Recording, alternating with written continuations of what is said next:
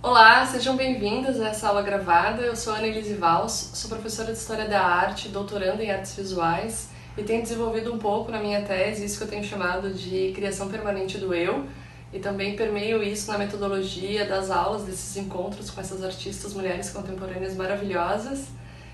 Agradeço pelo aceite, pela participação, ainda que virtual, né, essa presença que é possível agora nesse encontro, que você venha com seu tamanho e desperte memórias e afetos com todas essas poéticas dessas artistas. Então, com o tamanho que você tem nesse encontro, se permita também nessa criação das nossas subjetividades todas possíveis.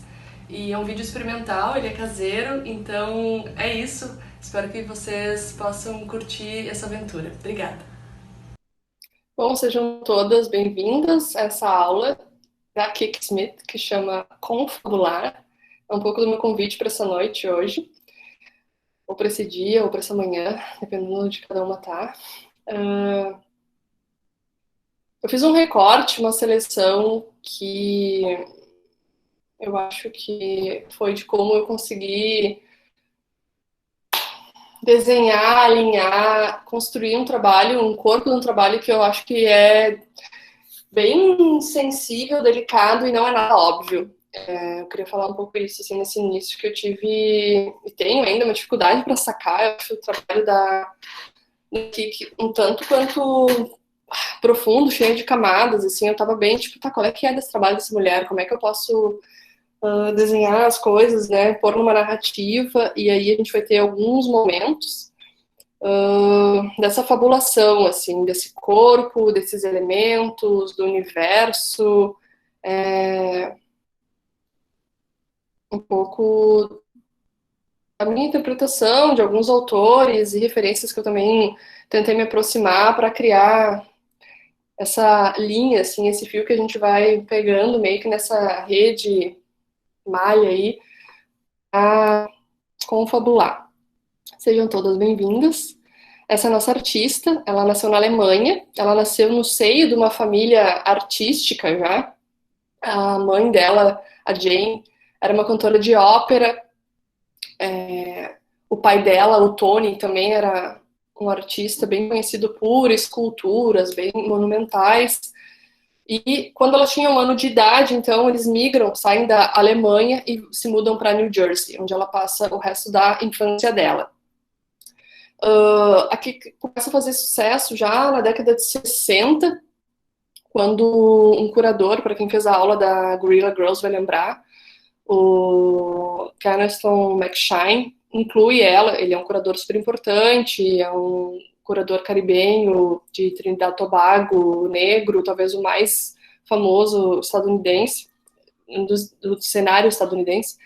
Convida ela para participar de uma exposição que chama Primary Structures, que era uma mostra super icônica, que também aconteceu no Museu Judaico, que falava sobre o minimalismo. Ela vai expor na Bienal, na Whitney, e tem todo esse aprendizado histórico, artístico com a família, que são esses pares, que são esses colegas, e um exercício já muito cedo, muito precoce, assim, então, de alguém que tinha ali, né, esse alicerce de um estúdio, dessa troca o tempo todo. Em 74, ela vai se matricular na Hartford Art School, em Connecticut. E aí ela fica um tempo ali, alguns semestres, acaba desistindo, volta a Manhattan. E aí, ali, naquela fase dos 20 e poucos anos, ela decide se tornar uma artista profissional.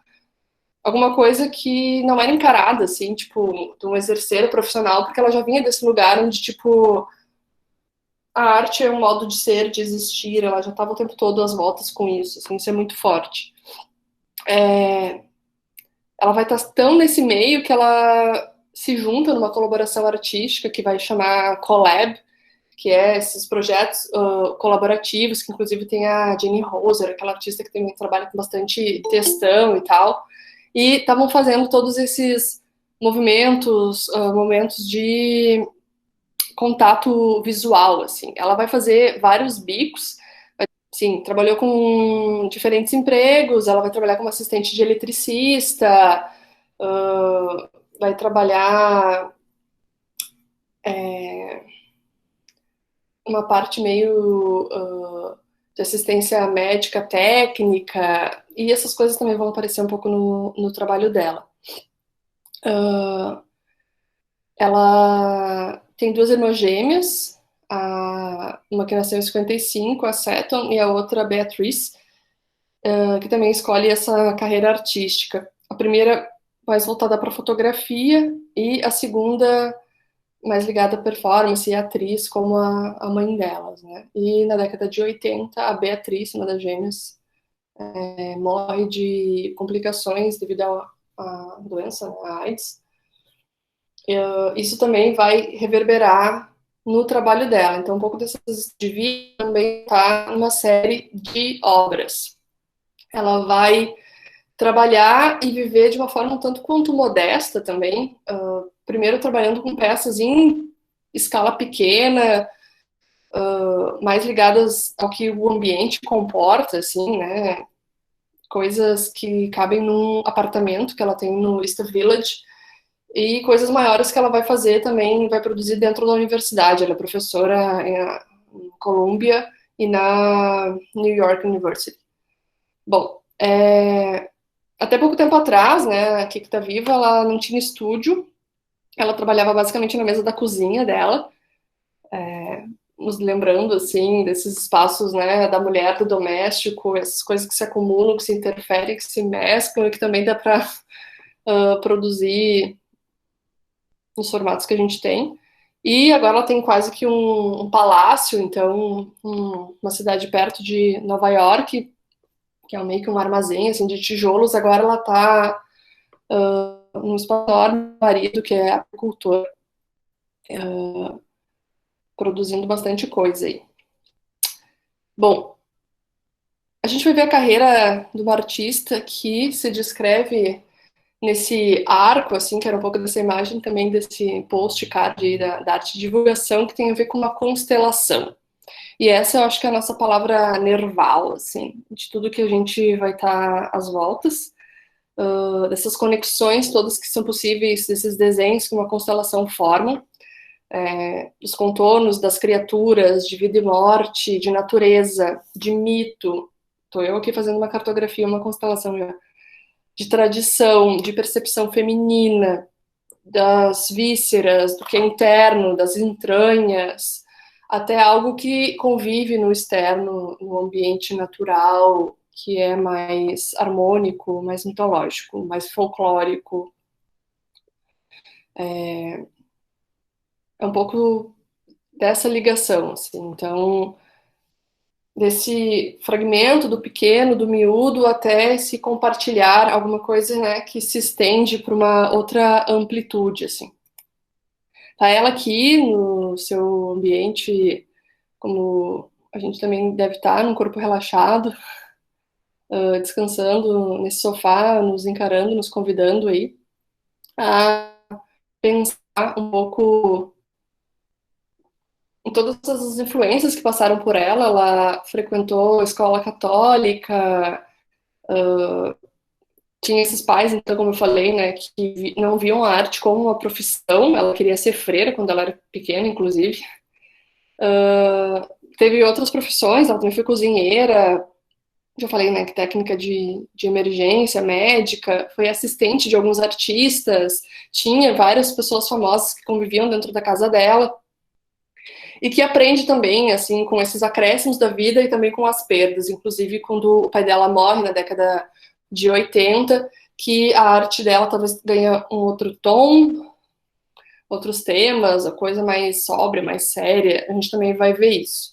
Se eu falei que constelação é a grande palavra, isso também tem, ela leva como uma marca no corpo, uma dessas entrevistas, assim, que eu andei lendo sobre ela, ou com ela, o repórter não se aguentou e perguntou o que eram aqueles pontos azuis que ela traz no antebraço, e ela, de um jeito super tímida, responde assim, isso aqui costumavam ser estrelas, mas agora são só pontos.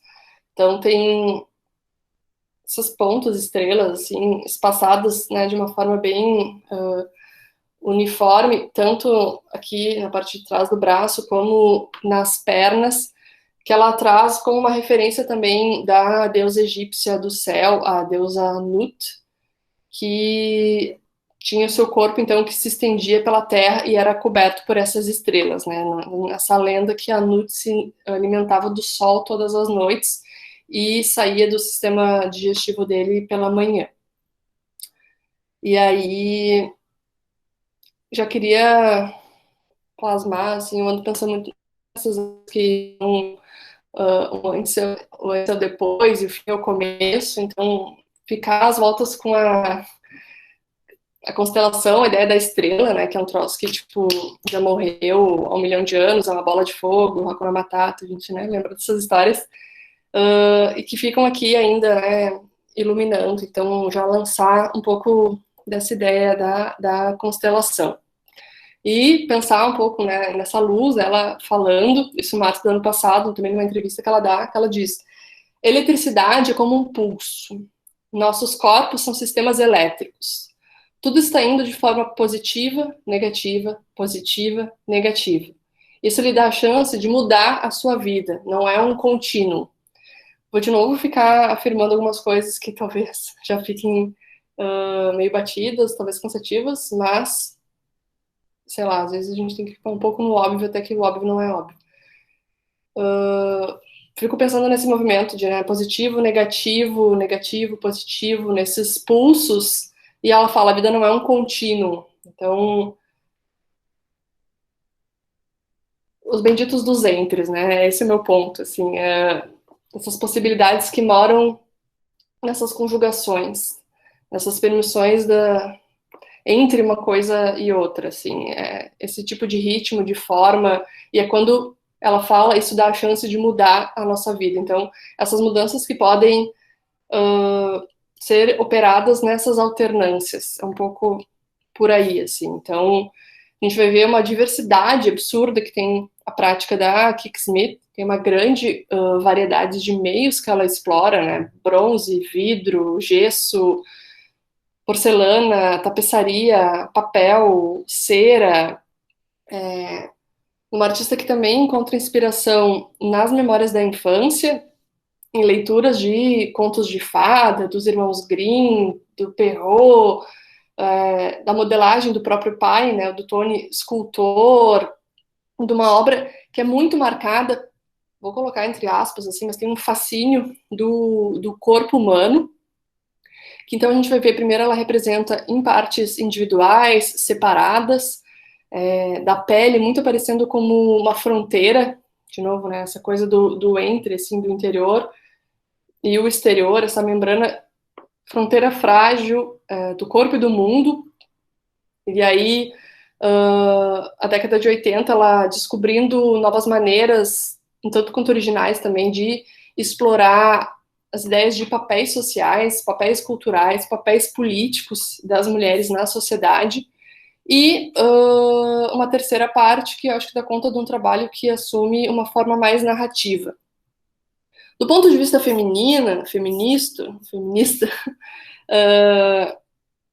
ela aqui que se apropria de muitas figuras, inclusive bíblicas, para retratar de outras perspectivas que são inovadoras. Então tem um corpus de trabalho que também traz, sei lá, personagens, até heroínas de contos de fadas, assim, que colocam essa ambiguidade, por exemplo, da bruxa, numa encruzilhada de um universo que é um universo de fantasia e de folclore popular.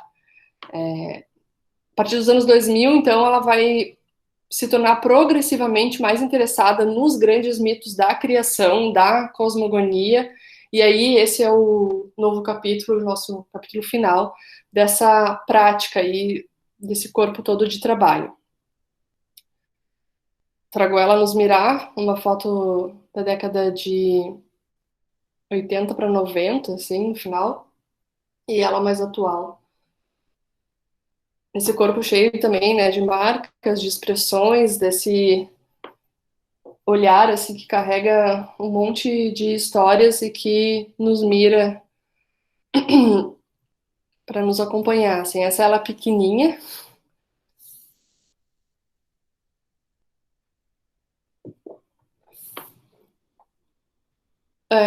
A Kika Smith ela foi muito autodidata, assim, ela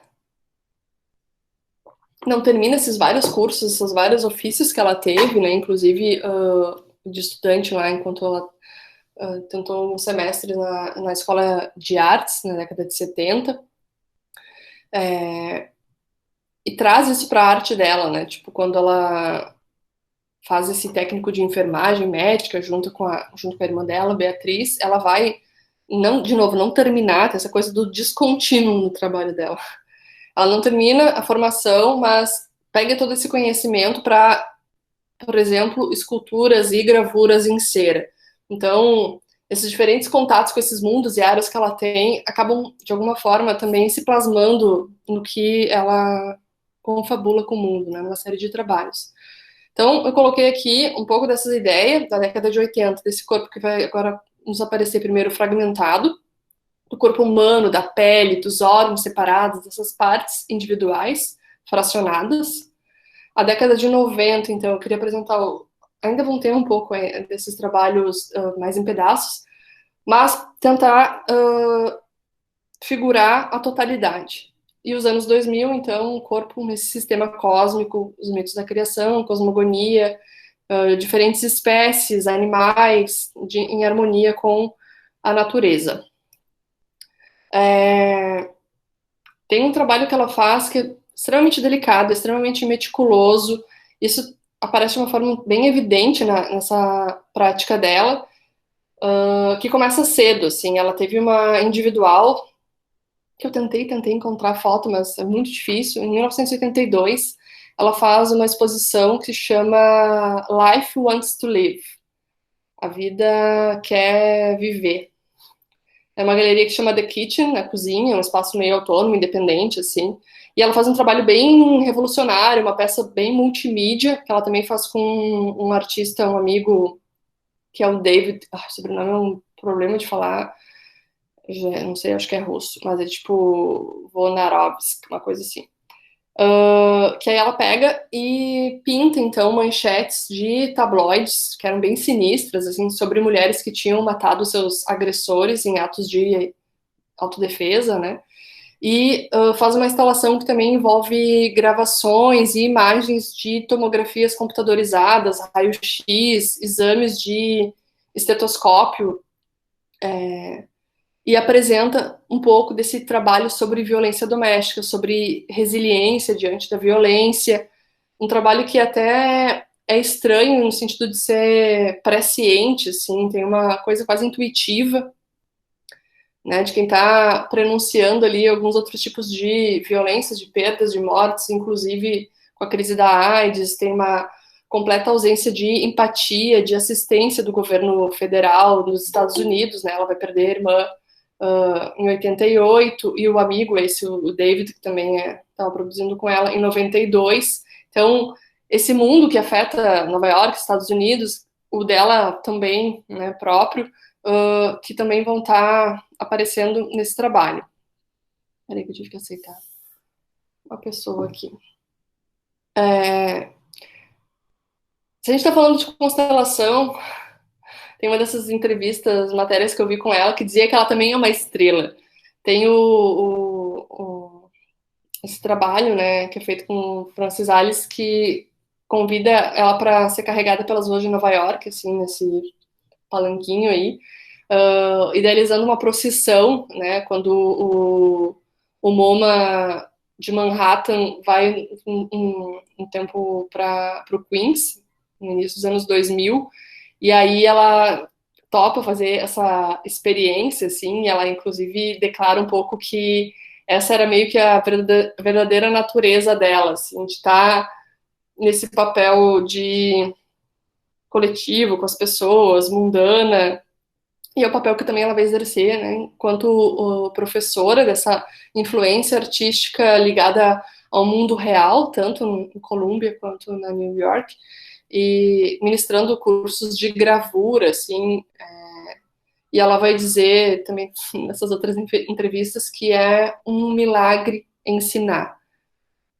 E se realiza muito também nesse exercício, assim, nesse tipo de trabalho. Bom, dado esse preâmbulo, um pouco de entender quem é ela, por onde ela anda, a gente começa com os primeiros trabalhos, que então vão mostrar, início da década de 80, final da década de 70 também, o corpo humano em cortes, né? Às vezes em um nível quase microscópico, ligado a um universo um pouco médico. Então ela vai produzir trabalhos que falam desse corpo, esses órgãos internos, ela vai colocar isso em papel, em gesso, em resina, vários materiais, vai fazer representações do sistema circulatório, do sistema nervoso, vai fazer a exploração, né, de uma transição de alguma coisa que é interior para o exterior. Vai investigar muito a pele, vários dos sistemas, né, vai criar figuras que são viscerais, vai colocar isso, inclusive em tamanho, em escala natural, real. Vários dos corpos vão ser, em sua maioria, também femininos e desmembrados, né? Então, cabeça, membros superiores, membros inferiores, às vezes os corpos também machucados ou esfolados. Tem um pouco desse conteúdo evocativo também, assim, junto nessa produção. Ela mesma se descreve como uma criadora de coisas, né? Nessa prática autodidata, assim, ela vai se voltar muito também pela perda do pai, há temas que se liguem à mortalidade, à decadência, focalizando nessa corporeidade humana. Então, esse trabalho que vocês estão vendo é essa mão de látex, né, coberta por algas, que está ali submersa nessa jarra de vidro, com essa água turva. Tem um realismo que parece um realismo, às vezes, clínico, meio de laboratório, de patologia, né, um estudo de dissecação, e ela começa essa coisa meio desmembrada. Me lembra várias vezes também um pouco do trabalho da Louise Bourgeois, que também, quando estava nessa relação com o pai, fragmentava, cortava, decepava. Elas têm alguns universos que se tocam, assim, num tipo de narrativa e de gesto.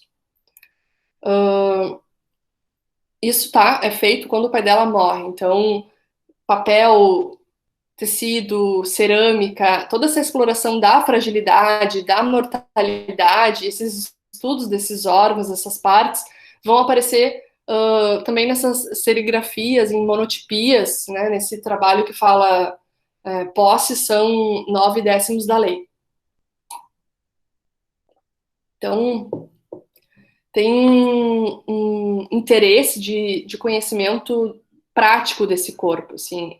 Ela estudou para se tornar técnica de emergência médica e é dessa experiência, então, que tem quase que um imediatismo e uma profundidade em tentar visualizar o que a gente não vê, né? Que são esses órgãos, essa ideia da interioridade e de uma preocupação com relação a esse corpo, inclusive numa ideia de um campo que é de batalhas, né, de ideologias sociais, de ideologias políticas, e tem inclusive essa nascente com preocupações feministas. Essa é ela falando. Todo o meu trabalho vem da gravura, então a gente está no início dessa esteira e ela está dizendo de onde as coisas partiram, né, do começo. Todo o trabalho vem da gravura. Isso vem do trabalho do meu pai, girando modelos de um lado para o outro. Ele era um escultor, então tem essa ideia da perspectiva desse corpo que precisa se montar nessas angulosidades todas, né? E vendo como as peças vão de uma para outra. Muito do meu trabalho é muito repetitivo assim. Fazer uma gravura, depois um desenho, depois uma escultura. Você apenas continua girando e girando e ele continua revelando algumas nuances.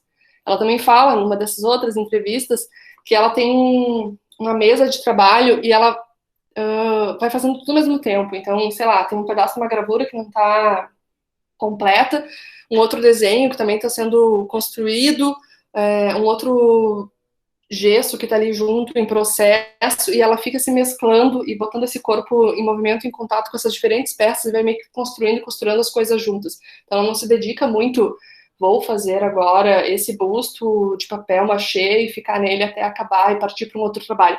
As coisas ficam meio que dançando, né, se alternando.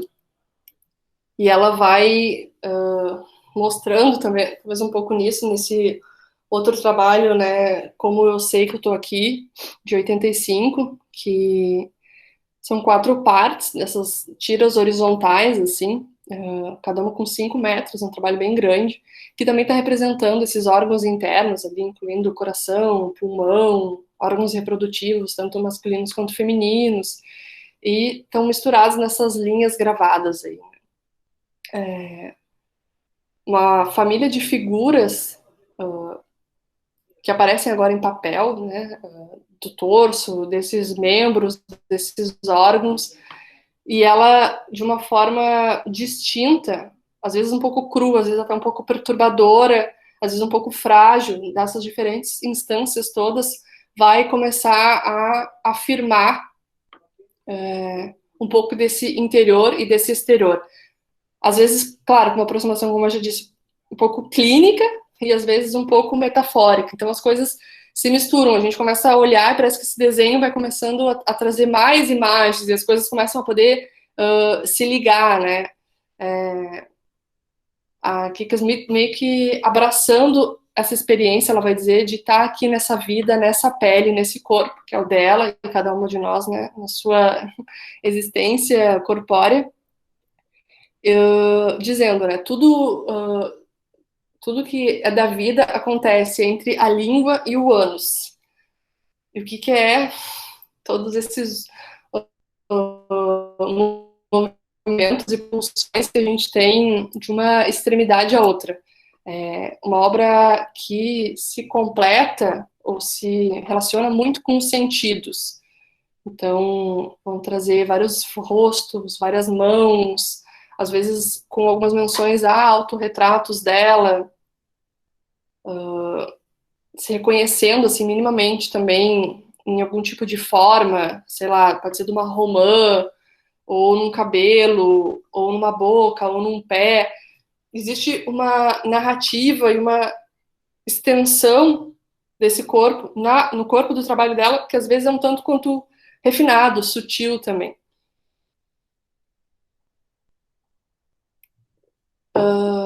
Os órgãos internos reprodutivos na década de 80 vão aparecer bastante, inclusive como fonte assim ligado muito à religião, né? Essa infância aí com esses vários cultos, essas relíquias e essa coisa meio carnal e da mortificação, né? Todo esse universo, inclusive dos santos e um pouco dessa sensualidade, mas ao mesmo tempo do pecado nas figuras, né? Das santas também.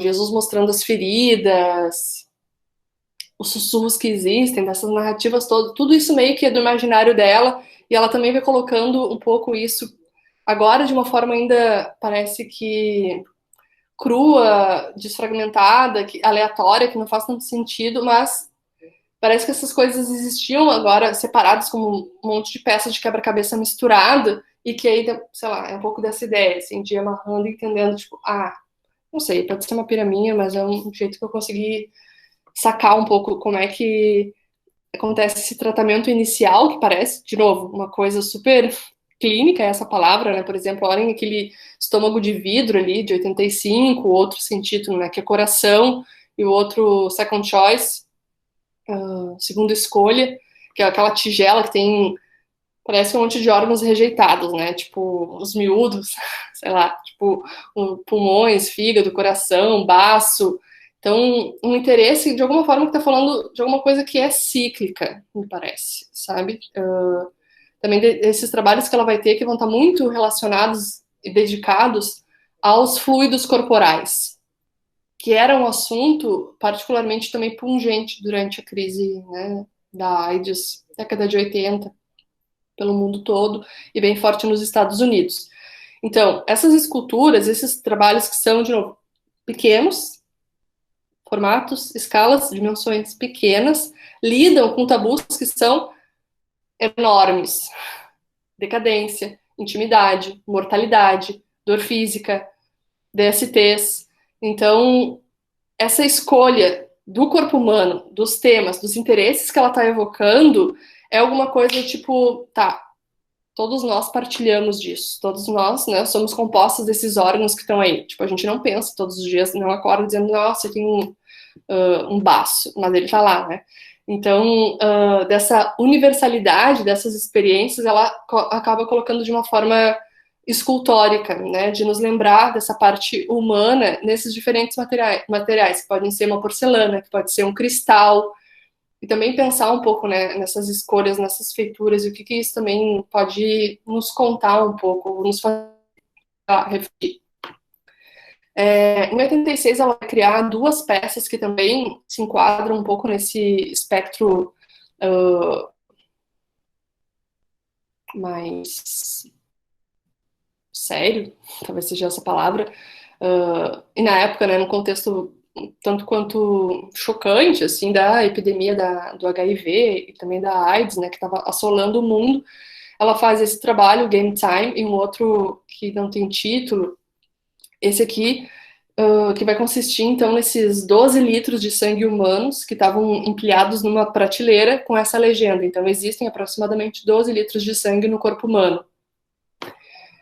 E agora, dando uma escala visual, queria mostrar esse volume todo, né? Nos pegar de uma forma inquieta, e botar o público a pensar nisso que existia, assim, de, sei lá, se é polêmica, se é imaginário, mas desse pensamento, né? Que, tipo, uma gota de sangue, ou pelo menos o mais simples contato humano poderia disseminar o HIV, né, a AIDS, dessas coisas que se falavam muito nessa época. Então, por também ter perdido uh, a irmã, né, 2 anos depois, ela já sabe e está refletindo sobre esses temas, sobre os fluidos corporais e essas composições, essas esculturas, né, também estão intituladas e ganhando um pouco da atenção e da produção dela. Esse aqui são esses 12 jarros de vidro. Então, essa coisa bem assim. Eu lembro aqueles laboratórios de química, de biologia, né? Que a gente visitava aquelas prateleiras que tinham aqueles quase monstrinhos, aquelas coisas que a gente não identificava muito bem, né, aqueles formóis, aquelas coisas meio sinistra, macabro. E ela trabalhando um pouco com esse universo, né, do medo, do terror, do suspense, mas também nos colocando em outras chaves, assim. Bom, e aí tem então esses jarros aí com nomes de 12 secreções diferentes que são geradas e às vezes também guardadas um pouco pelo corpo.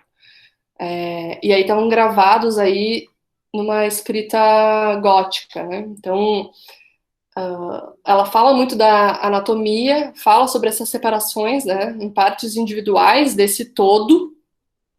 Então tem o todo é composto por partes, e ela vai desfragmentando isso cada vez mais, e agora falando que às vezes pode ser de uma forma lacrimal, sangrenta, leitosa, suada, etc, etc, né? Então tem essa procissão que esse trabalho também está criando, né? Procissão é uma palavra latina, né, do procedere, que significa marchar para frente. Então é um pouco do que a Kiki também precisava fazer, né? Tinha que percorrer num avanço, num futuro, num progresso. E também acaba servindo, se empresta como uma metáfora, né, para outro significado de proceder, que é continuar, que é mais ou menos também, mais ou menos não, muito mais, né, o que as mulheres têm feito desde tempos imemoriais, assim, nessa ideia de que não dá para esperar, por exemplo, algum tipo de reconhecimento dos trabalhos ou das realizações. Hoje de tarde eu estava revendo a aula da Woman House, tem essa performance, uma das artistas, né, que é exatamente o esperando, e ela fica relembrando uma narrativa desde a infância até a velhice, todos os eventos pelos quais as mulheres ficam esperando o tempo todo, desde esperando alguém trocar a fralda, esperando ser alimentada, até esperando os filhos virem visitar, e ela esperando a morte, esperando esse corpo que já caiu, que já tá cheio de rugas, etc, etc.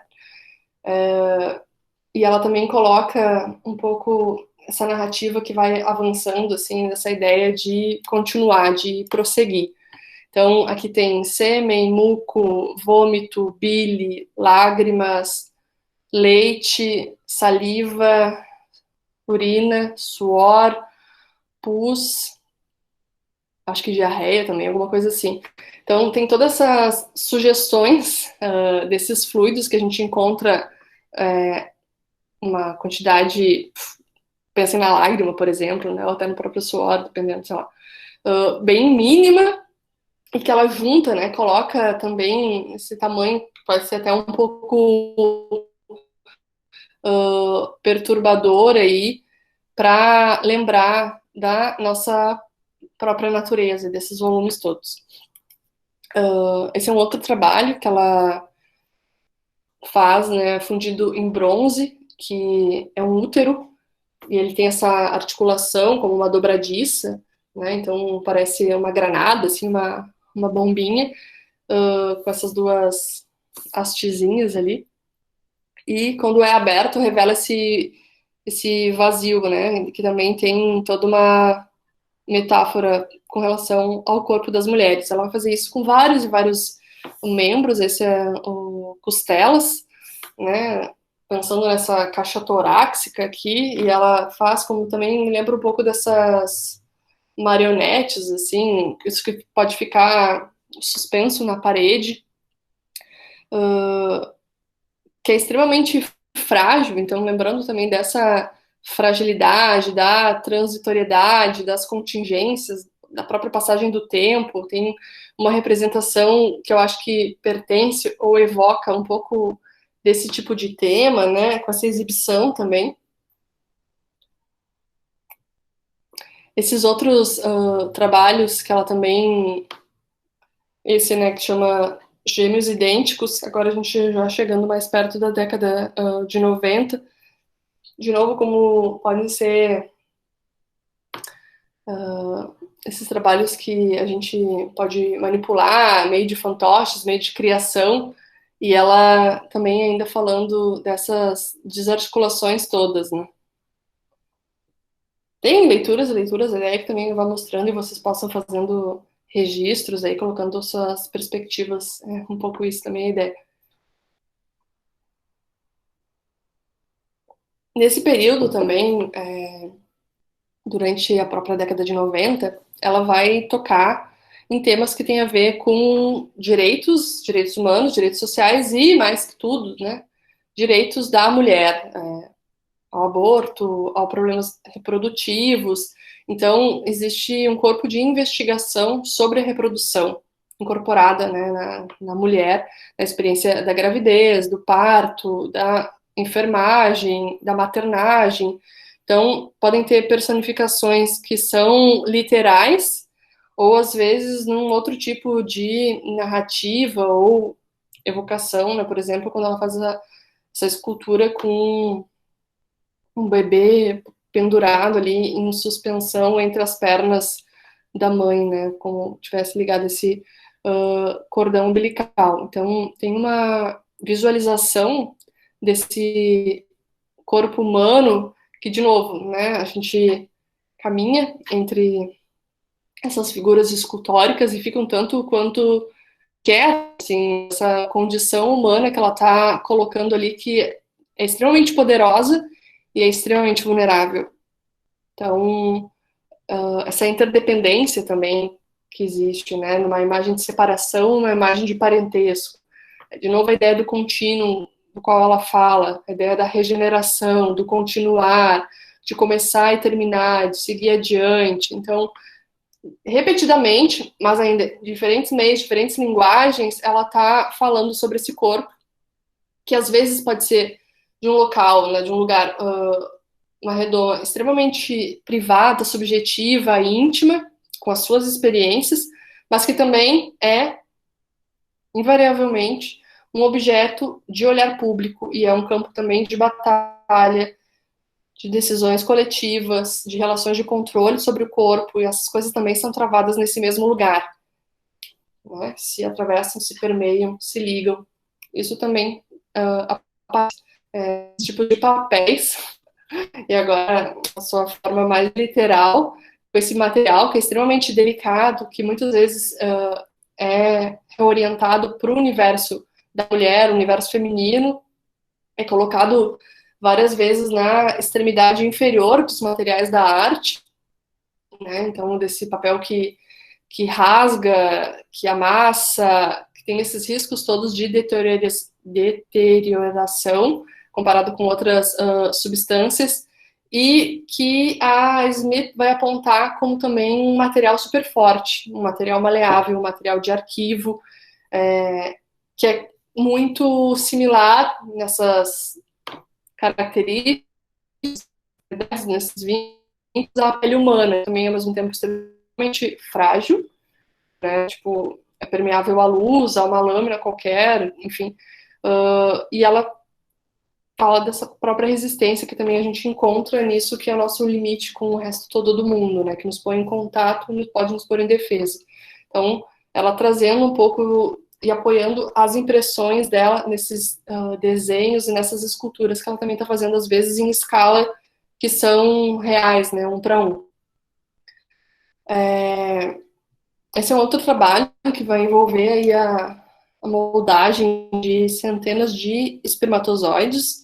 Então, tem até uma certa impressão de individualidade na ideia de que a Kiki e a assistente colocaram os dedos nessa cera e vão moldar todo esse material, e depois moldar também no vidro, que é esses vidros que são usados para fazer óculos, né? Essa clareza nesse material bem resistente, mas que também é super frágil, porque, enfim, as peças vão se quebrar, se quebrar, se quebrar. E ela falou que foi uma loucura, assim, porque ela realmente queria fazer esse trabalho, ficou perseverando até que conseguiu construir 230 peças. O trabalho não tem título, estão lá no Museu de Arte Contemporâneo de Los Angeles, e são colocados, às vezes, em diferentes desenhos, assim, ela vai trabalhar com vidro depois também em lágrima, em estrela, uma fauna inteira com vários bichinhos também vão ser de vidros, também em outros fluidos corporais, de urina, de sangue, a gente vai ver algumas coisas, esse vidro volta a aparecer. Esse é um outro trabalho que ela também vai usar com materiais mais resistentes, de tentar um questionamento, eu acho, assim, daquilo que é imposto, daquilo que é fronteira. Tem um radicalismo dessa estética dela, de falar dos sexos, de falar entre eu e o outro, de falar de mente e corpo, de dentro e fora. Ela vai usar diferentes mídias, né, diferentes meios para isso, nesses temas, que é exatamente para desafiar a noção de contínuo, né, de saber o que separa, onde começa e onde termina alguma coisa, um eu e o outro, um corpo e o outro. Então, esses trabalhos de óvulo, de útero, de espermatozoide, ela vai abraçar uma série de imagens desses corpos, partes, desses fluidos, dessas sensações, daquilo que está muito ligado à intimidade, ao sexual, para falar de fronteira, de borrar, de fazer uma confusão, de que parte está tocando o meu corpo, de que parte eu estou tocando o outro corpo, onde é que uma pessoa começa, onde é que outra termina. E ela também, nesses trabalhos, está tentando se ligar um pouco por aí. Tem um pouco dessa insistência em transformar uma retórica sobre a forma humana, né? De como é que ele é particularmente definido em termos sociais, em termos políticos e em termos históricos, de quem são os personagens que contam, quem são da história, sei lá, pensando, por exemplo, na própria Maria e Jesus, que isso vai aparecer no trabalho dela, que poxa, são corpos humanos, cheios de vísceras também, né? Então, tem essas figuras aí super simbólicas, mitológicas, distantes, assim, idealizadas, mas que, na verdade, para além de toda essa esfera, vou colocar entre aspas, espiritual aqui, podem ser apresentadas num estado abjeto, fragmentado, danificado. Então, tem um pouco dessa investigação, de novo, às vezes em materiais que são extremamente frágeis, extremamente efêmeros, para falar até dessa permeabilidade, dessa porosidade, né, de engajar o público, eu quero dizer, nesse olhar e nessa atenção à saúde, à doença, ao que permanece, aquilo que vai embora, trabalhar com esses temas do que é heróico, do que é vitimizado, de vida e de morte. Então tem toda essa jornada de desocultação do interior para falar dessa relação com o ambiente externo. Então recuperar desses corpos fragmentados, que são fragmentados inclusive na sociedade e na história, também na história da arte, né, dessas divisões, oposições que se fazem muito entre corpo masculino, corpo feminino, entre mente, entre corpo, uma cultura e sociedade articulam, rearranjam essas coisas, e ela também vai um pouco para esses temas, assim, de adotar a figura humana, inclusive em tamanho natural, e fazer continuar numa franqueza dessa investigação. Esse é outro trabalho que não tem título. Pensar que ela também, na década de 70, ela é herdeira um pouco dessa corrente dos Estados Unidos, que está ela expondo por os lugares que ela expôs, são lugares que eram muito ligados ao minimalismo, é outra coisa. E os trabalhos minimalismos eram trabalhos que não tinham título, nessa ideia de não interferir, também de não dar interpretação. Bem ou mal tem alguma coisa também desse resquício, assim, que a Kika Smith carrega nessas décadas, de tentar deixar esse aberto, né, tantas diferenças e sugestões para o público. Então aqui ela está apresentando um trabalho sem título, que tem esse corpo macho, esse corpo fêmea, que é feito em cera, que estão pendurados ali nesses suportes, assim, e trazem também uma pele com fluidos. Então, vai escorrer leite do seio da mulher e sêmen que escorre pela perna do homem. Então, tem essa sondagem, essa distorção, essa fragmentação de tornar visível o que geralmente é imperceptível ou privado. Ela vai dizer, né? Eu uso o corpo porque é o corpo o nosso principal veículo para vivenciar a nossa vida, as nossas experiências. É algo do qual todos nós compartilhamos. Então, é usar o individual para poder falar um pouco do coletivo, né? A escultura, inclusive nessa grande escala, vai ser alguma coisa que vai ocupar ela por vários anos. A figura masculina, a figura feminina, que aqui estão paradas, assim, esses postes, né? Esses fluidos escorrendo, essas secreções vitais suspensas, mas que parece também estar num estado próximo da morte, essas cabeças mais inclinadas, uma camada de cera tingida de vermelho, que está também sugerindo essa permeabilidade, essa vulnerabilidade da carne humana e dos órgãos internos. Esse aqui é um outro trabalho que ela vai retratar a figura feminina nua, também em cera, agachada no chão. Nesses momentos aí, e ela é colocada num espaço positivo, num espaço público, né?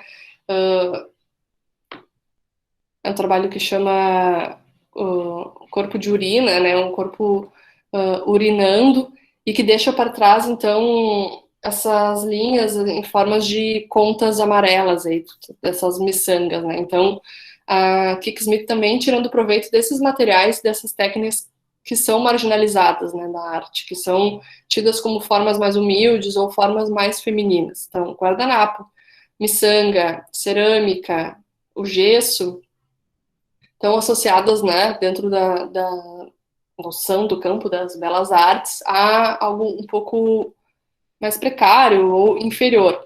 E ela vai se utilizar exatamente desses instrumentos e desses restos que são descartados da alta arte e vai imbuir com um outro significado, né, que é muito mais profundo. Então, essas contas aí cerâmicas de vidro que vão se tornar exatamente os fluidos da vida, representando sangue, representando urina, representando lágrima, representando sêmen, essas transformações, esse poder que a Kika Smith está afirmando de que tem nessas formas de arte um poder ou uma potência, exatamente por serem também negligenciadas, né? Ela está explorando o poder que tem daquilo que é oculto no cotidiano e compartilhando isso com o público. Ela vai jogar um pouco com a ideia da cultura, e também, claro, da cultura americana, de temas dos quais se calam, se silencia, se ignoram, se abafam, que tem a ver, a gente sabe que são aí os tabuzões, né? A mortalidade, a gente não fala da morte, os ocidentais da mortalidade pessoal, íntima, privada, a decadência corporal, a gente, né, quer o tempo todo mascarar, esticar, cortar, eliminar isso, a brutalidade dessa dissolução.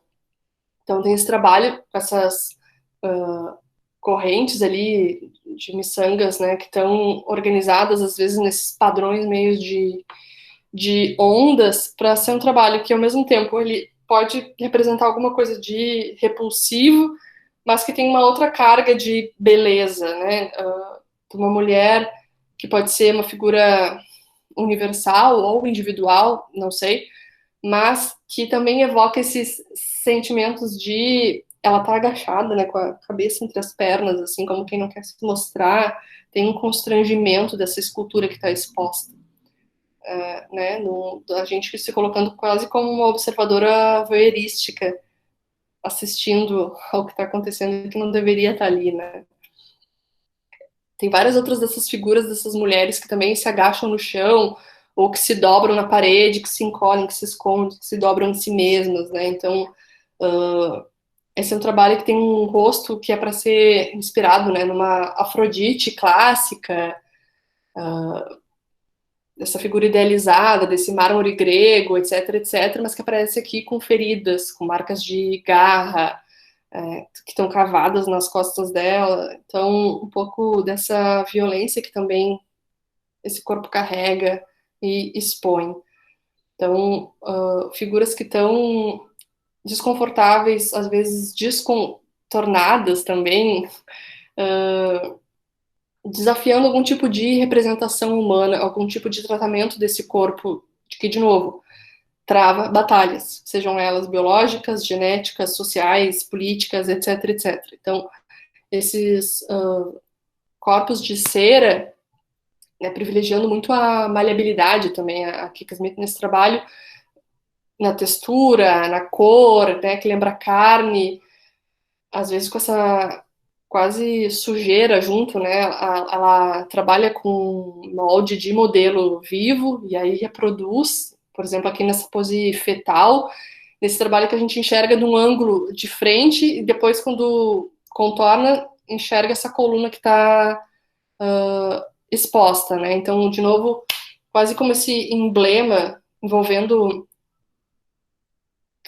os espectadores, quem vê, várias questões e camadas individuais, coletivas de saúde, de doença, dessas disrupções todas, eu acho, né, que esses trabalhos comportam. Vou mostrar mais alguns para vocês aí.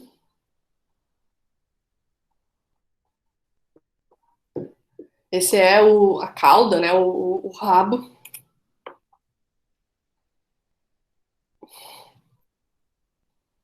Esse é outro tabuzão, que também aqui pode ser ligado à menstruação, mas que também pode se aproximar muito da própria ideia da violência que sofrem, né, os corpos das mulheres.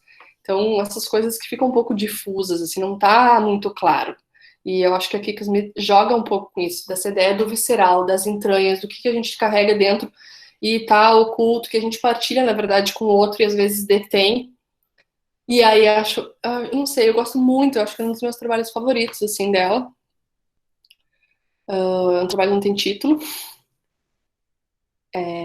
E aí, dada essa primeira parte, que é parte mesmo dos corpos, não é o corpo inteiro, eu queria que a gente fizesse esse exercício das entranhas, que aí vocês podem pegar essas várias tiras que vocês têm, assim, compridas como essas fitas do Senhor do Bonfim, por isso que eu fiquei pensando em várias cores como desse trabalho. E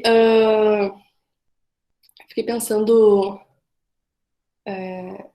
numa pergunta que a Mafalda, né, que perdeu o seu pai, o autor, a personagem da tirinha, né? Tem, que é bem genial, que também correu bastante agora pelas redes, né? Que é para onde vão os nossos silêncios quando deixamos de dizer o que sentimos? Para onde vão os nossos silêncios quando deixamos de dizer o que sentimos? Então, um pouco dessa pergunta disparadora, assim, essa nossa flecha. Eu proponho que você se deixe guiar um pouco agora pela minha voz. Então, eu queria que a gente começasse com um momento de sensibilização desse corpo, assim. Então, que vocês fechassem os olhos. Quem quiser desligar a câmera pode desligar, não tem problema nenhum.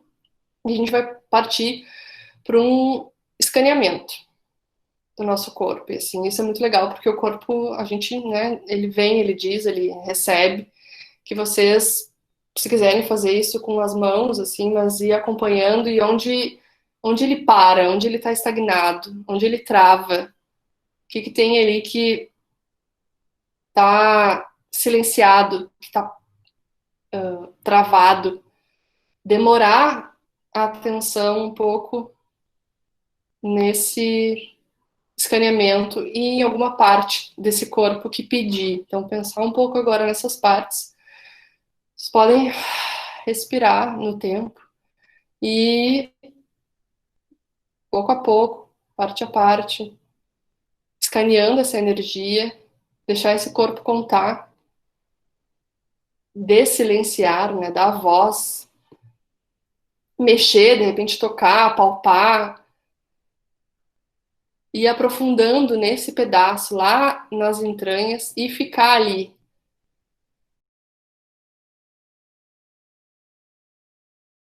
A gente, assim, o corpo da mulher já é um corpo que tem que calar, tem que conter, não pode reclamar, não pode gritar, que retém muito, né? Então, permitir que esse corpo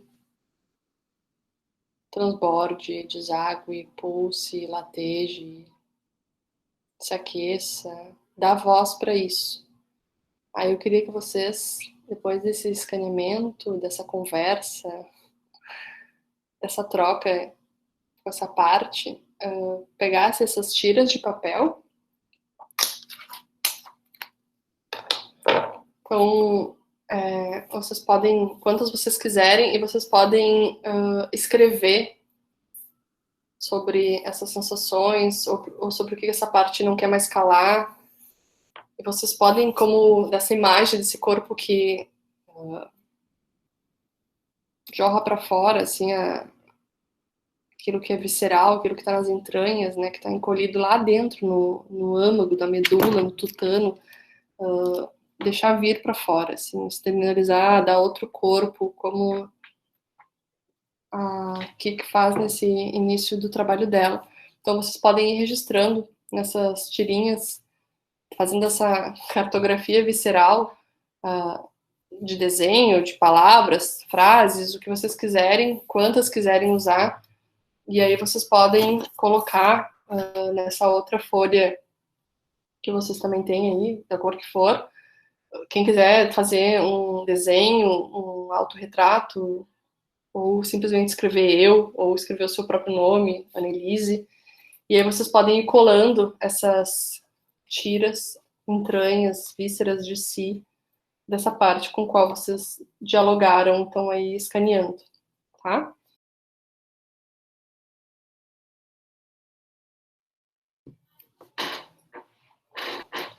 Oi, tô voltando por aqui. Essa aula tem tarefa de casa. Como uma boa professorinha que sou, a ideia é a seguinte: que vocês voltem a fazer um escaneamento de si antes de dormir, então, com esse corpo relaxado, deitado na cama, de preferência já no escuro, naquele se preparar para dormir. Façam esse escaneamento de novo, desse corpo que se conecta com essa parte, com essa conversa que vem. E aí, se vocês quiserem deixar perto da cama ou no outro dia, não sei, como quiserem sentirem aí, mas para fechar, né, esse trabalho dessas entranhas que vieram à tona,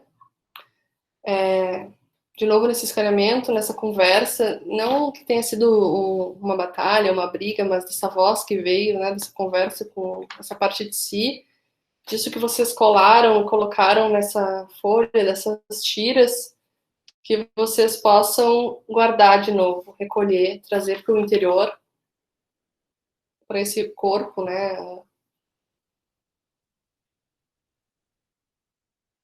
ligar de novo.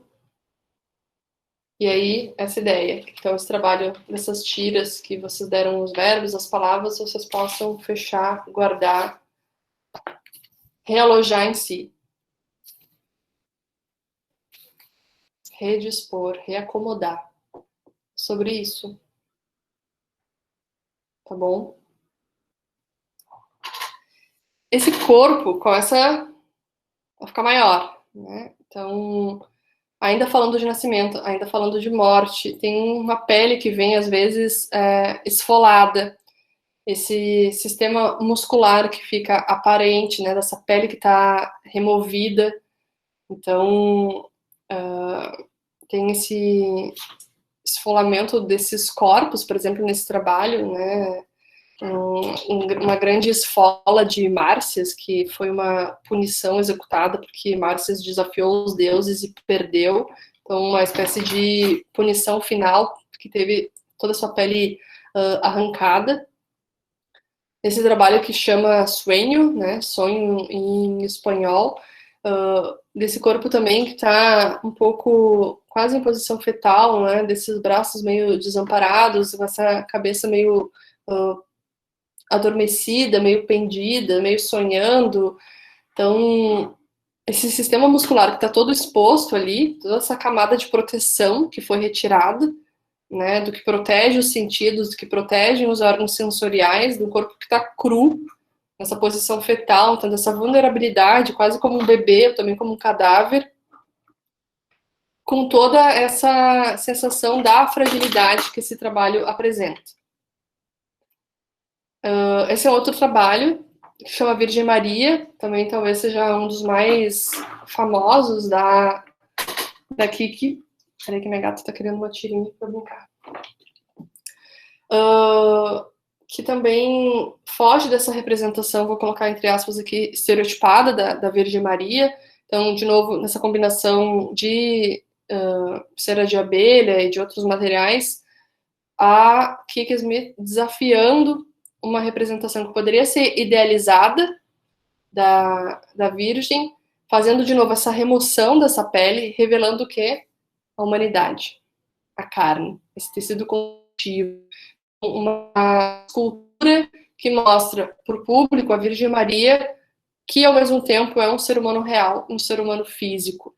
Então ela está ali quase em tamanho natural, de pé, estendida, né, com os braços ao lado do corpo, ligeiramente voltado mais para fora, assim, com as palmas para cima. Esse corpo retratado nu, sem pele, então esse sistema músculo-esquelético ali, é isso que resta. Claro, tem uma parte mais clara da pele, assim, perto mais da cabeça, das mãos, dos seios, né, da genitália, e de uma natureza quase impessoal. Então, a gente identifica nesse título desse trabalho, porque a gente não conseguiria identificar, porque a Kik Smith retira todos os atributos tradicionais da Maria. Então a gente não tem aquele halo, né, aquela meia-lua dourada ou azul que fica perto da cabeça, a gente não tem o manto azul, a gente não tem a coroa adornada com as flores ou as joias, o próprio bebê, né, o menino Jesus, tudo o que geraria uma espécie de identificação dessa aura mais sobrenatural, daquilo que a eleva acima de todas as mulheres, é sequestrado, não aparece, não está apresentado nesse trabalho. Então, o que a Kik Smith está nos convidando, bem ou mal, é reconhecer essa mulher para fora desse verniz sagrado do misticismo todo. Então, não tem nenhum tipo de conforto ou de um semblante espiritual. O que a gente tem é exatamente as funções orgânicas, vitais, corpóreas da Maria, sendo ali expostas na sua pura e mais crua humanidade, em carne e osso. De novo, borrar essa ideia, né, de que a Maria pode ser uma figura venerada ou simplesmente uma figura humana, corpo de uma mulher, né, onde é o realmente sagrado nisso tudo. O corpo que estava todo desmembrado, ele também começa a ser religado. Então tem esse religar, essa coisa da religião também, né? Todo esse pluralismo semântico que aparece. Essa obra que eu acho. Não tem que achar nada, né? Mas eu expondo minhas opiniões aqui, acho muito legal, porque ela permite uma multi disposição, visibilidade. Então, cada espaço positivo vai jogar com todas essas partes acorrentadas ali, unidas, fazendo os seus desenhos. E para cada uma dessas imagens que é acionada, a gente tem várias outras metáforas que podem se formar com esse corpo. Eu trouxe algumas, vocês também depois podem dar um Google, ver mais sobre isso. De novo, esse outro corpo, agora uma escultura feita de bronze, desse corpo nu dessa mulher, que tem essas linhas todas gravadas, assim, ligadas a Maria Madalena, né, do seio, do rosto, o umbigo, ficam mais lisos, mas no resto a gente tem quase esse sofrimento, essa dor, essa tortura, esse martírio, e ela usando essa corrente ao redor do tornozelo, assim, com esse rosto relativamente voltado mais para cima, nessa outra comunicação, né, desse aprisionamento terreno e uma ligação com uma esfera mais alta, divina, sobrenatural. Esse é um outro trabalho que não conversa tanto com os outros, mas essa mudança de foco que também a Kik Smith tem, assim, né, de quem é muito plural, está trabalhando com outras coisas, ligadas mais ao reino animal aqui, especialmente os pássaros. Então, para falar dessa vulnerabilidade que ecoa na condição humana, ela traz essas peças de corvos mortos, também fundidos em bronze, que são espalhados normalmente no chão das galerias. Eu achei muito legal essa, que tem esse grande vidro ali, né? Porque, enfim, esses vários pássaros que também são mortos exatamente por não entenderem dessas fronteiras do interior e do exterior. Mas esse, na verdade, é um trabalho em homenagem desses corvos que foram vítimas de envenenamento por pesticidas no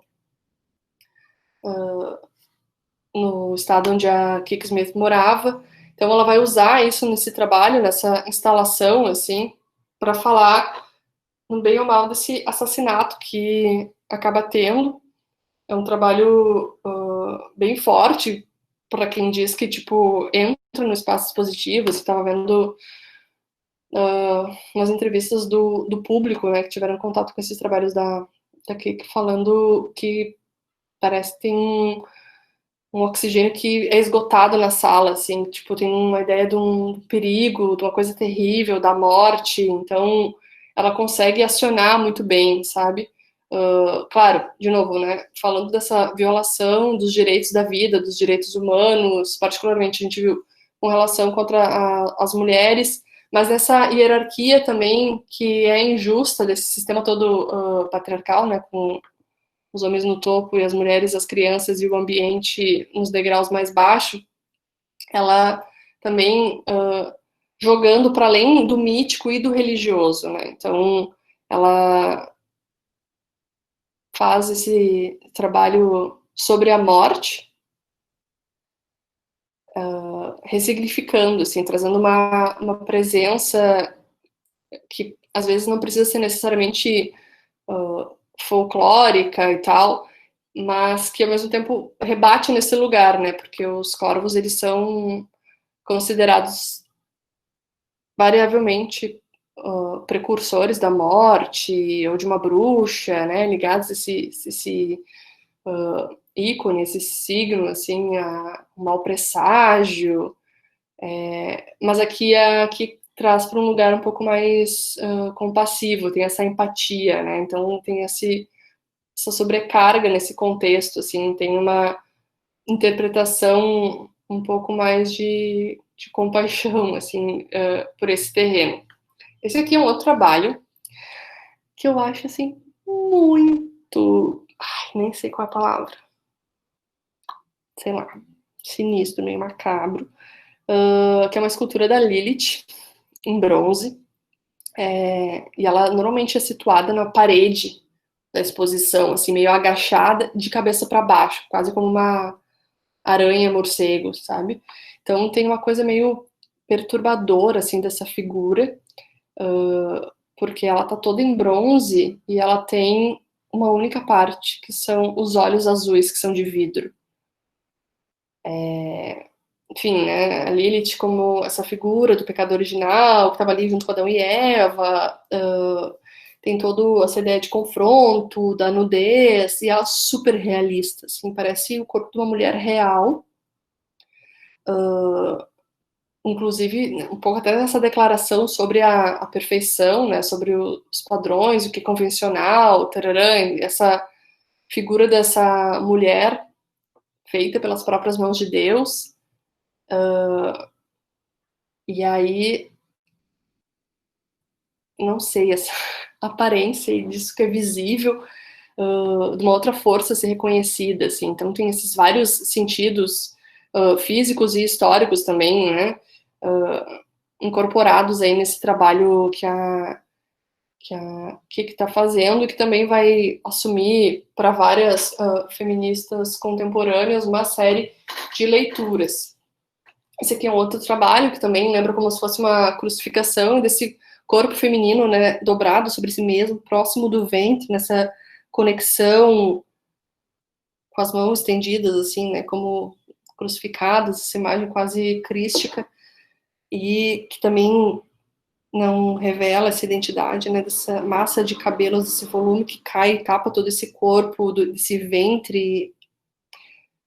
Eu não quero ficar falando, sabe, tanto, eu quero, às vezes, só jogar umas imagens, no fim, sei lá, se vocês quiserem comentar alguma coisa, que de novo a ideia da constelação, agora de novo o reino animal vindo muito, o vidro retorna.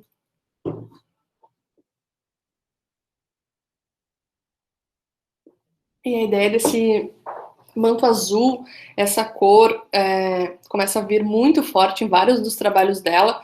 Esse talvez também seja um dos grandes marcos, assim, My Blue Lake, Meu Lago Azul, na metade da década de 90, que de novo é um autorretrato, de novo, para quem fez a aula da Louise Bourgeois, o primeiro autorretrato, os primeiros slides que eu mostro, é esse da figura da Louise, que também, né, são duas figuras com uma terceira, uma criança no meio, desses corpos imbricados, que pelo menos tem esse múltiplo eu, também é na cor azul, não sei, tem umas coisas assim de identificação de contato, e ela ali, essa figura, fotografia mesclada a nos encarar, que também várias metáforas possíveis para nós. Ela se representa em alguns trabalhos, inclusive esse aqui da Pietà, então tem esse autorretrato, às vezes tema mitológico ou religioso, uma profunda conexão com os animais. Ela vai começar no final da década de 90, início dos anos 2000, a cada vez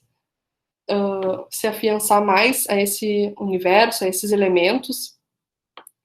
Aqui é a artista segurando o gato quase como uma imagem devocional, assim, né, dessa dolorosa perda, né, então aqui olhando tristemente para esse gato morto, assim, tá com os olhos abertos, a cabeça voltada para longe dela,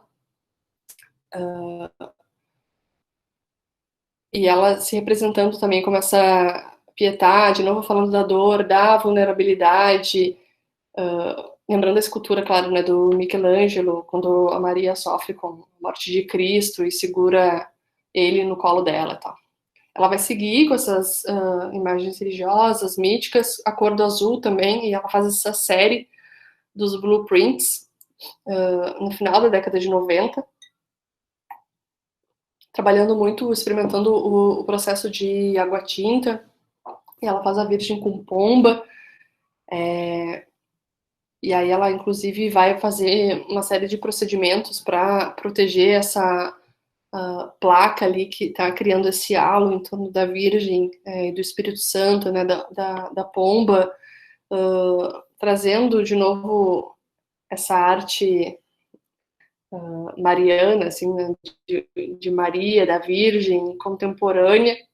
Vai seguir com várias narrativas de figuras femininas para retratar a uma maneira a la Kik Smith mesmo, de colocar heroínas ao lado de contos de fada, ao lado de figuras ambíguas que podem ser de fantasia ou de história, ou de cultura popular.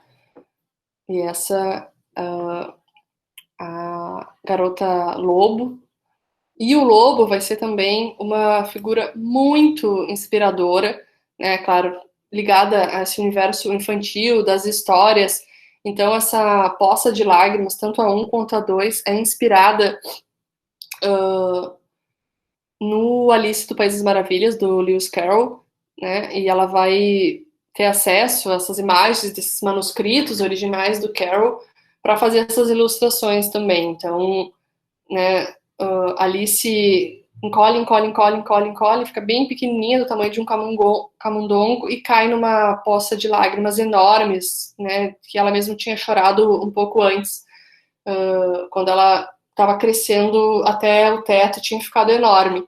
E aí a Kik Smith também trabalha um pouco com essas mudanças de tamanho, com esse senso de identidade, com essas narrativas todas, né, do fato da gente, Alice muda e Alice continua sendo Alice, se tornar uma outra pessoa e continuar sendo quem se é, ligada a esse universo das criaturas, né, da fauna, desse mundo natural, desse relacionamento com o habitat, dessas mútuas ligações, desse respeito muito grande que a Kik Smith também tem à humanidade com a natureza. Ela cria um pouco por esses universos também.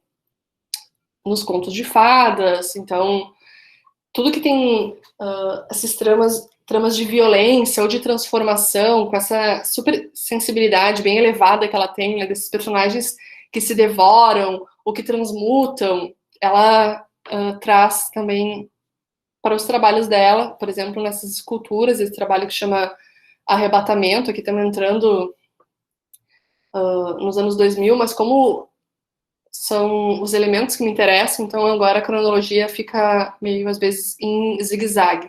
Então a gente tem, de novo, a figura de uma mulher nua, em tamanho natural, que está saindo dessa barriga rasgada desse lobo, né? Então dessa ruptura, desse milagre, e ao mesmo tempo que é algo assombroso ou assustador, né? De alguma coisa que pode ser patológica, mas pode ser fantástica.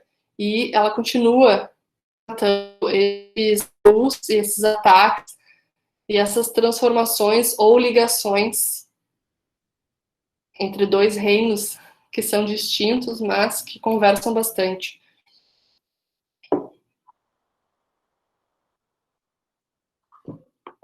Esse é um outro trabalho, Deitando com um Lobo. Ela vai fazer vários e vários, né, de tinta e lápis sobre papel, de novo com referência a essas várias histórias orais, aos contos populares, às obras literárias, aos mitos.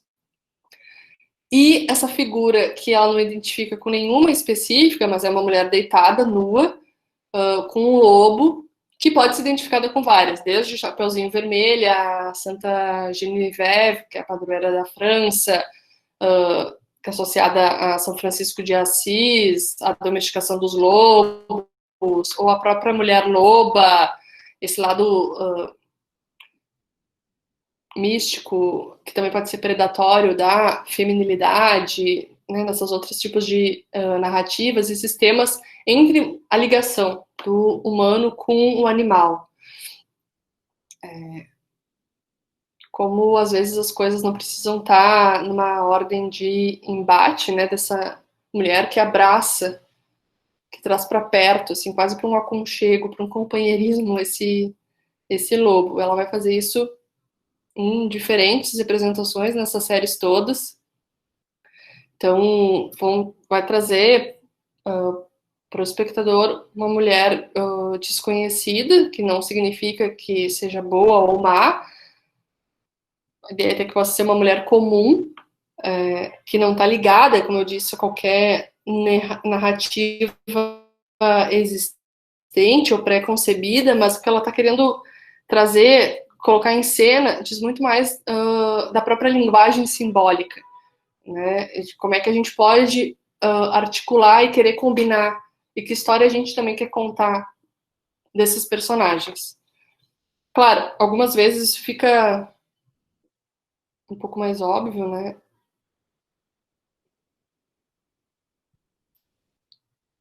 Esse é um outro trabalho que ela faz, uma escultura comemorativa, assim, para as bruxas. Então, ela cria essa mulher com esses braços abertos, assim, quase também como Cristo. E ela brinca que ela queria que todas as cidades na Europa tivessem essa escultura, onde as bruxas foram queimadas, né? Como se nenhuma cidade mais precisasse delas, porque enfatiza muito dessa relação da figura feminina histórica que a Kiki Smith quer lembrar, trazer, homenagear, representar. Então tem um caráter representacional, né? Tem uma espécie de significado que se atrela até o comemorativo, né? Disso que a história simplesmente varreu para debaixo do tapete com relação às mulheres e que ela traz de uma forma bem forte. Bom, se a gente está falando de varrer para debaixo do tapete, a gente vai chegar nas tapeçarias, que a Kika Smith também, progressivamente, a partir do início dos anos 2000, se interessa muito, que está ligada a esses mitos de criação.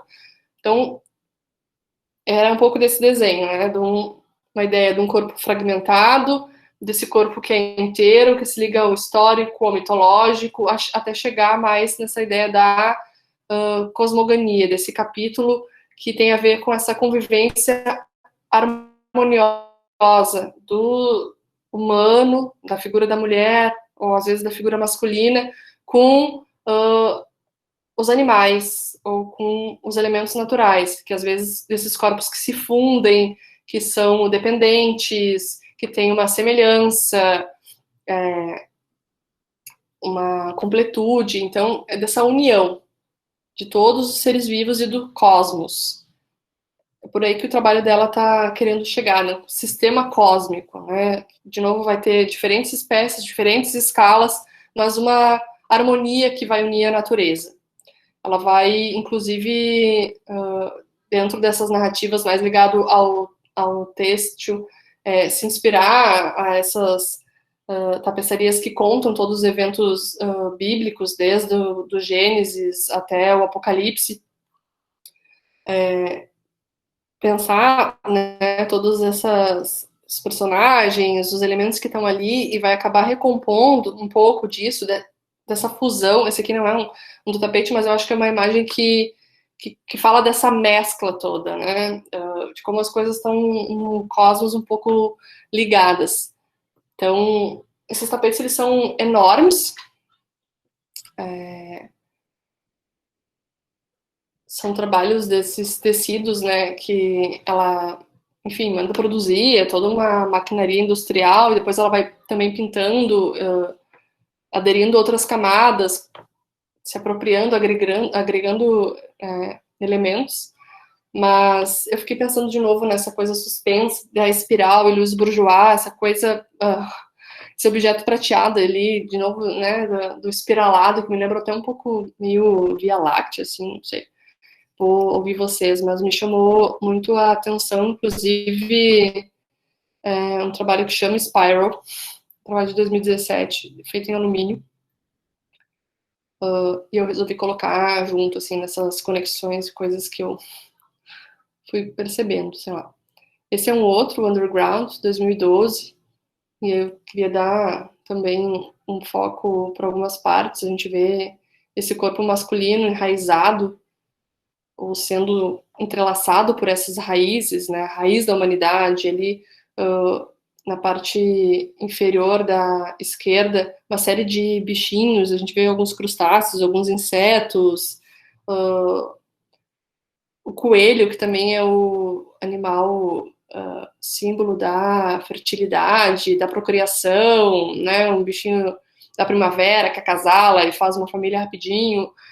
De novo, com a ideia dessas raízes, esse outro coelho que está ali longitudinal, perto da coxa dele, né? Quase se camufla. Não sei, a gente começa a dançar o olhar assim, e vai vindo, vai vindo, vai vindo. Acho que esses desenhos e esses elementos todos, um pouco dessa mística, dessa abertura, dessa incorporação de várias cores, dessa mudança toda que começa a acontecer nessa tapeçaria toda aí, dessas colagens, né, que a Kika Smith tá fazendo. São trabalhos que têm mais de 3 metros de altura. Ela trabalha com um estúdio de tecelagem na Bélgica, e aí tem um tear computadorizado que apresenta toda essa redação aí dessas paisagens do natural do que ela quer fazer, e aí começam toda a montagem dos desenhos, né, com pássaro, estrela, corpo, várias coisas. Eu queria mostrar alguns desses trabalhos para vocês.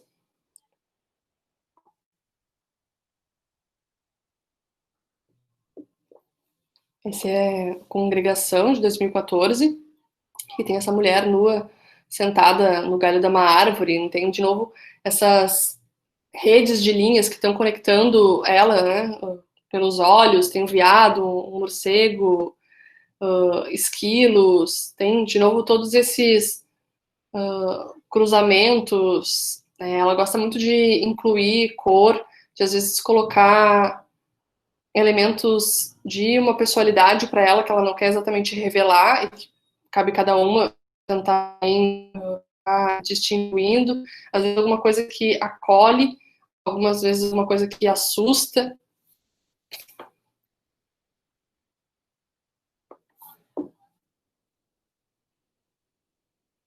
Tem uns que eu quero dar uns zooms, assim, que eu consigo algumas imagens. Se vocês quiserem depois alguma foto específica, vocês podem me pedir, eu posso passar para vocês. Porque a gente olha assim pelo slide, né? Só o texto, a tapeçaria num formato pequeno, não consegue perceber cor, textura, sei lá, às vezes dá um detalhe de alguma coisa, a gente apreende, captura melhor no olho, assim, mas é muito bonito. De novo, eu vou reforçar para onde eu quero chegar agora nesse fim, essa ideia da constelação, da rede, dessas coisas que ela está tramando lá, às vezes, né, no pequenininho, que vai ganhando corpo, aumentando, expandindo. Eu acho que esse é um pouco do outro contínuo que ela consegue articular. Esse trabalho chama Rede, esse é o Expectation. E, bom, eu queria trazer essas estrelas, esse outro trabalho que ela coloca direto na parede, essa constelação que ela prega, que ela afirma, para a gente fazer uma constelação de si.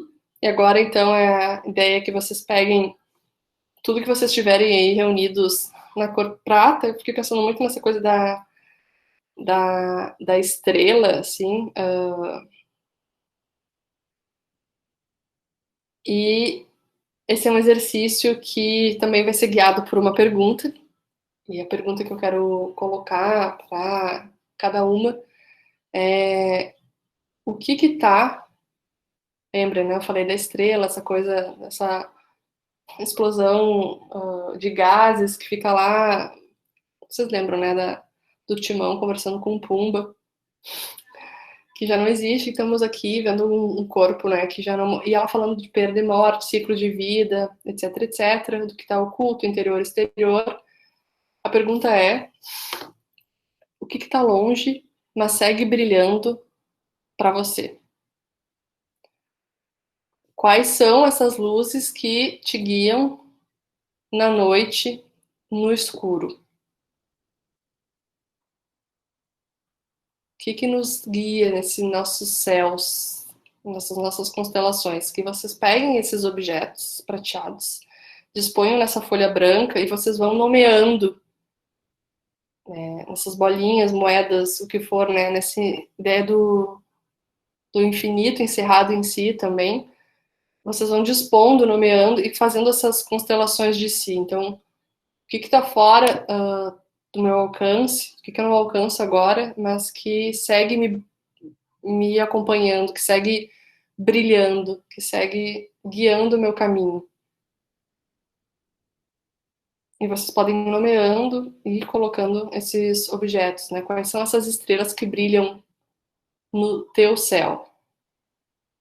E aí vocês vão formando essas constelações.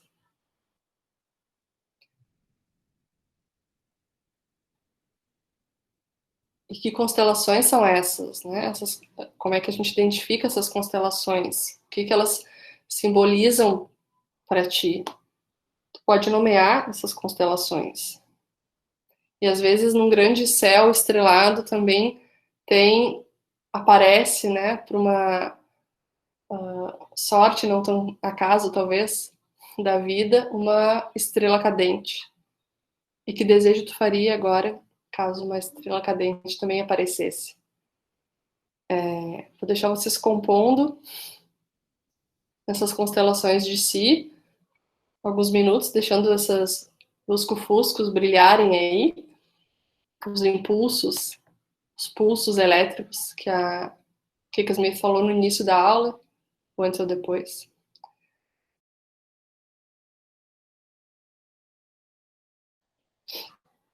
Mas que a gente cria nossas constelações permanentes também, impermanentes.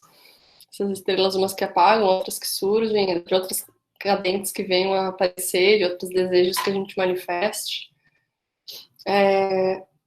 Perto de concluir, queria dar voz para Smith falando, né? Todos nós sabemos que estamos em uma situação precária. Não estou dizendo que sou melhor do que você. Só estou dizendo que o mundo natural é importante. O universo é um milagre completo.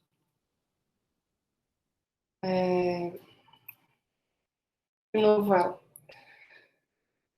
talvez essa seja a chance de viver e falar aquelas coisas em que realmente acredito. Que o poder vem de me mover para o que mais temo e que não pode ser evitado. Mas algum dia serei forte o suficiente para abrir minha boca e não ouvir um grito de dor crua.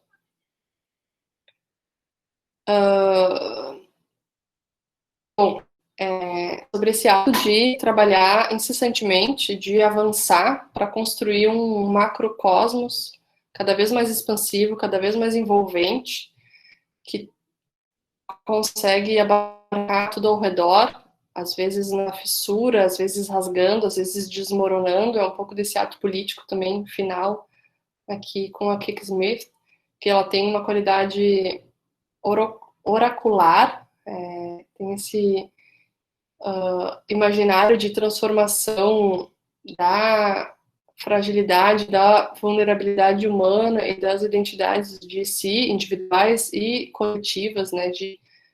Era um pouco dessa ideia, assim, de confabular e reconfabular com esse mundo de alguém que é super otimista, ainda que fale de violência, que fale desse caráter arisco, perigoso, predatório e extremamente humano, que traz isso às vezes com desconforto, mas que se coloca, eu acho que era isso um pouco dessa mensagem final, num lugar de uma fé, de uma crença, de uma, sei lá, quase esperança, assim, desse gesto profundo de quem vai continuar sem temer, né? Do que pode mover para o que eu mais temo e que não pode ser evitado. Que vocês sigam aí, se vocês quiserem, nessas temáticas. Tem a nuvem de leituras, tem vários vídeos no YouTube dela falando dos processos para chegar perto, tocar com os dedos essa constelação, que a gente joga as nossas constelações nos nossos céus aí. Essa é um pouco dessa minha mensagem final, que siga nos guiando, quais são esses nossos desejos, o que são as nossas estrelas nesse nosso caminho, e que elas continuem emitindo luz, vida, e que a gente não deixe elas se apagarem. É isso. Muito obrigada pela presença, participação, paciência de vocês aí. Oi, voltei aqui no fim de novo para agradecer. Espero que tenha sido uma aula prazerosa, proveitosa. Vocês repararam, né, que ela acontece numa aula ao vivo, desse encontro síncrono, então às vezes acontece algum corte, alguma edição que a gente precisa fazer. Caso você queira me mostrar suas produções, que para mim são verdadeiros tesouros, eu adoro receber esses presentes, pode me mandar por e-mail todas as imagens e que a gente possa se encontrar em um futuro breve. Obrigada!